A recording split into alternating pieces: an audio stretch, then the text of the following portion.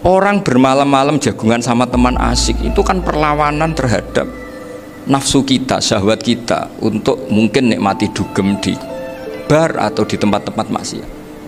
Itu setan di Indonesia tuh kakuati sama Ki Jawa. Orang supaya nggak tertarik maksiat itu Ki Jawa cukup ketemu kancane masak terong guyon, gejol-gejolokan zaman mondok, sewengi lulus sangka maksiat. Bar wis tutup. Perlawanannya sederhana, nggak pakai tahajud, nggak pakai wiridan, karena Ki Jawa juga koyoknya rapati potongan ahli ibadah gitu, jagungan gitu. Jadi setahu saya itu pernah lihat Bali itu sekali ketika beliau ngisi ceramah di Mbah Hamid Bedowi. Saya masih kecil diajak bapak. Dulu kalau bapak ngelihat Bali sama Mbah Hamid itu mesti nangis, karena dua orang alim bertemu. Yang akhirnya ya bisanan itu. Mbah Hamid punya anak Gus Nasih, di sini ada Mbah Nafisa, terus jadi Mbak Salih Hindun itu. Jadi dulu tuh ya guyon terus ketika ketemu. Itu yang sering bodoni Mbah Hamid itu ya Ki Bisri. Ki Bisri itu kalau datang ke Ki Hamid Pasuruan, nak wali tenan aku teko ditata nomangan. Jadi ukurannya ya. Ternyata sampai sana dikei mangan tenan. Masih belum mengakui, kan nak wali tenan aku iki kiai urung di mobil, dongakno aku di mobil. Sudah kalah satu seri itu masih gak terima. Lalu itu Mbah Hamid akhirnya berdoa, ayo monggo, mugi-mugi Ki Bisri gak ada mobil. Itu setelah didoain masih tanya, mereknya apa merek? Jadi itu Mbah Hamid jawab, ya paling Holden itu. Nah, paling Holden. Itu nyari mobil itu ya adalah dapatnya Holden. Suatu saat Mbah Bisri ditudang Mbah Hamid gak dikasih pisar, karena utangnya sudah banyak Mbah Hamid, Mbah Bisri ini utang tadi, utang doa tadi.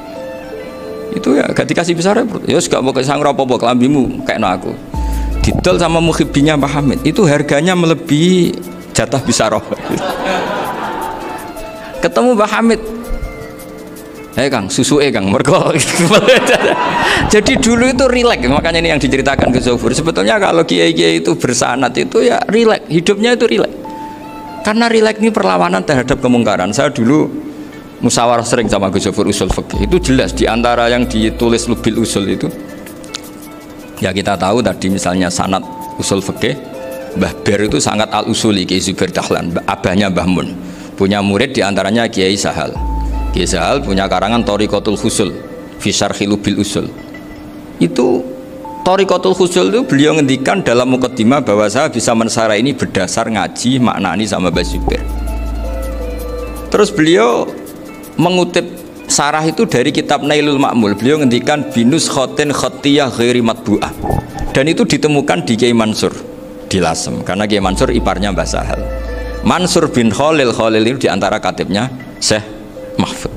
Jadi semuanya ini sambung. Mbah Ber saking ahli usul fikihnya, kalau ngajar usul fikih itu kalau guyon, takriran saya ini lebih memahamkan ketimbang sarah.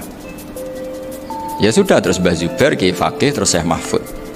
Di sini Syekh Mahfud termasuk orang yang dekat Mbah Munawir, sampai putrane Mbah Mahfud namanya Gus Muhammad dibawa Mbah Munawir, kemudian mondok di Termas diantaranya, terus dinikah jadi menantunya kalau nggak salah Haji Taslim di Betengan, kemudian sekarang juriannya Mbah Mahfud di Betengan. Ini nggak boleh hilang secara seperti itu. Diantara di usul fikih diterangkan, ketika diantara 5 hukum itu ada yang bernama mubah.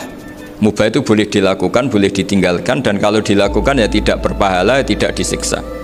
Itu ada ulama yang protes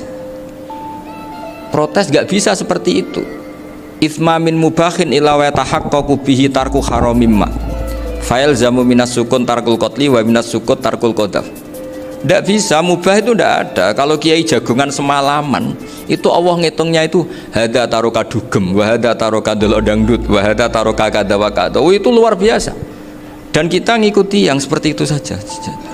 Gak usah tahajud, gak usah witir telulas kaya ora kuat timbang gremeng wis. Sewengi jagungan, setan ngenteni kita tergoda maksiat, ternyata maksiatnya sampai tutup, kiainya masih apa? Jagungan.